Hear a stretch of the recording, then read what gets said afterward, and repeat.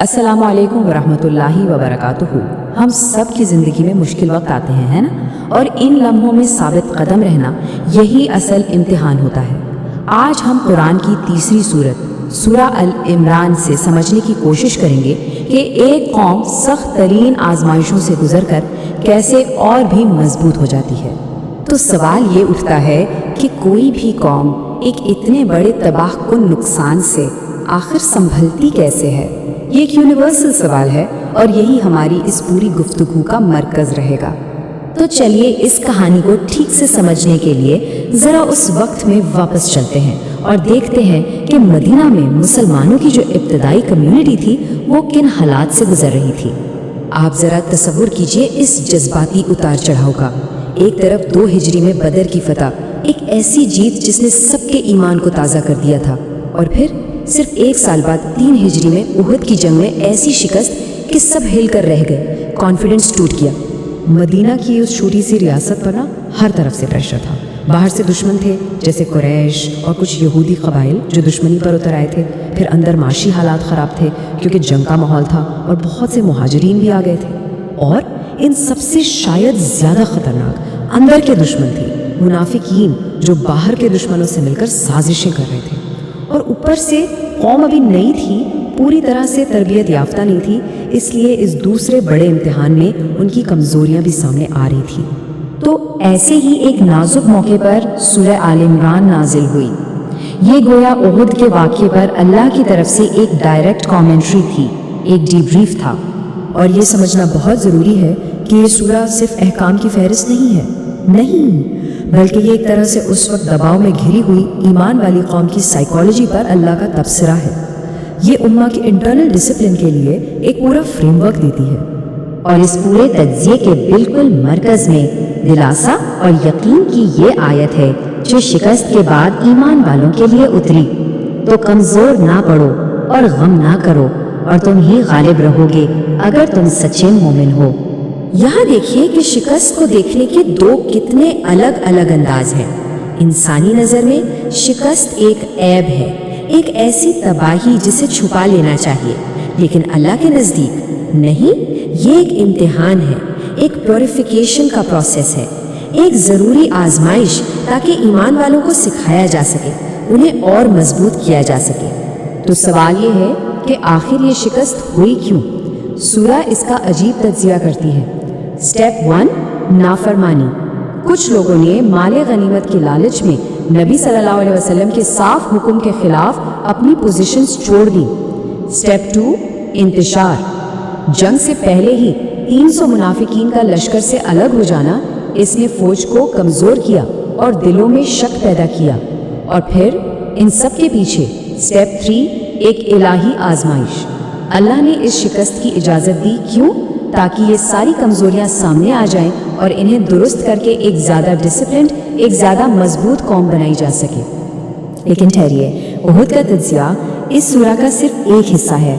یہ سورہ ایک اور بہت ہی اہم فرنٹ پر ہدایت دیتی ہے، اور وہ ہے فکری اور عقیدے کی جنگ۔ سورہ کا نام ہے آل عمران، یعنی عمران کا خاندان، اور یہ وہی مبارک نسل ہے، وہ بلیسڈ لینیج ہے جہاں سے حضرت مریم علیہ السلام اور ان کے بیٹے حضرت عیسیٰ علیہ السلام آئے۔ تو اس خاندان پر فوکس کرنے کی وجہ کیا ہے؟ وجہ بہت گہری ہے۔ اس کے ذریعے سورہ ایک بہت واضح پیغام دے رہی ہے کہ اسلام کوئی نیا مذہب نہیں ہے، بالکل نہیں، بلکہ یہ اسی ابراہیمی مشن کا تسلسل ہے جس کی تبلیغ تمام انبیاء نے کی۔ اس نیریٹو کو چننے کے پیچھے ایک پوری اسٹریٹجی ہے۔ دیکھیے، پہلی بات تو یہ ہے کہ عیسائی اور یہودی کمیونٹیز کے ساتھ کامن گراؤنڈ بنایا جا رہا ہے، ان کی مقدس شخصیات کو عزت دے کر۔ دوسری، حضرت عیسیٰ اور مریم علیہ السلام جیسی عظیم ہستیوں کو ان غیر توحیدی نظریات سے واپس لیا جا رہا ہے جو ان کے بارے میں بنا لیے گئے تھے۔ تیسری بات، اس سے مسلمان قوم کو اپنی تاریخ اور تہذیب کا ایک گہرا احساس ملتا ہے، ایک سینس آف پرپس۔ اور آخر میں یہ نسلی اور قبائلی سوچوں پر ایک ضرب ہے، یہ ایک روحانی لینیج کو ہائی لائٹ کرتی ہے جو ہر قسم کی عصبیت سے بہت اوپر ہے۔ تو جب ہم ان دونوں چیزوں کو، یعنی جسمانی آزمائش اور عقیدے کی جنگ کے سبق کو ایک ساتھ دیکھتے ہیں تو یہ سورہ ثابت قدمی کے لیے ایک مکمل گائیڈ، ایک مینول کی صورت میں سامنے آتی ہے۔ آپ اس کو اس طرح دیکھ سکتے ہیں کہ ایمان کے دو فرنٹ ہیں، دو محاذ ہیں۔ ایک طرف ہے عقیدے کی ثابت قدمی، جس کا ذکر عیسائی وفد کے ساتھ مباحثے میں آتا ہے، جہاں مقصد ہے خالص توحید کو قائم رکھنا، اور دوسری طرف ہے جسمانی اور جذباتی ثابت قدمی، جو ہمیں احد کے واقعے سے ملتی ہے، یعنی شکست سے سیکھنا، نافرمانی کے خطرے کو سمجھنا اور ہر آزمائش میں چھپی ہوئی حکمت کو پہچاننا۔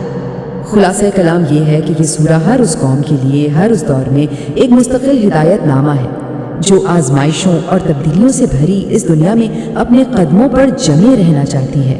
یہ گویا دل کے لیے ایک مضبوط قلعہ ہے۔ چلیے اب اس گفتگو کے آخر میں اس شکست کے تجزیے سے جو سب سے گہرا سبق ملتا ہے، ذرا اس پر غور کرتے ہیں۔ احد میں 70 صحابہ نے جام شہادت نوش کیا۔ یہ صرف ایک عدد نہیں ہے، یہ عدد اس پورے عقیدے کے سبق کو اس دردناک حقیقی انسانی قیمت سے جوڑتا ہے جو اس شکست میں ادا کی گئی۔ تو آخر اس قدر تکلیف دہ شکست کے پیچھے کیا حکمت تھی؟ سورہ اسے واضح کرتی ہے۔ پہلا مقصد صفوں کی چھنٹائی، تاکہ سچے مومن اور منافقین میں فرق واضح ہو جائے۔ دوسرا، عزت بخشنا، یعنی کچھ ایمان والوں کو شہادت کے اعلیٰ ترین درجے تک پہنچانا۔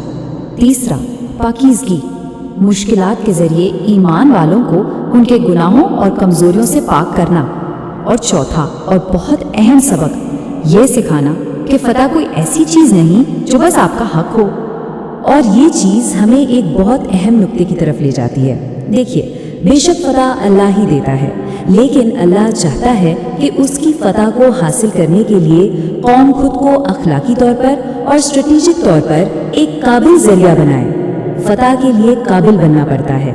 اس پوری سورہ کا نچوڑ شاید اس ایک جملے میں ہے۔ سچا ایمان یہ نہیں کہ آزمائشیں نہ آئیں، بلکہ سچا ایمان ہے ان آزمائشوں کو ثابت قدمی یعنی ثبات کے ساتھ برداشت کرنے کی طاقت کا نام۔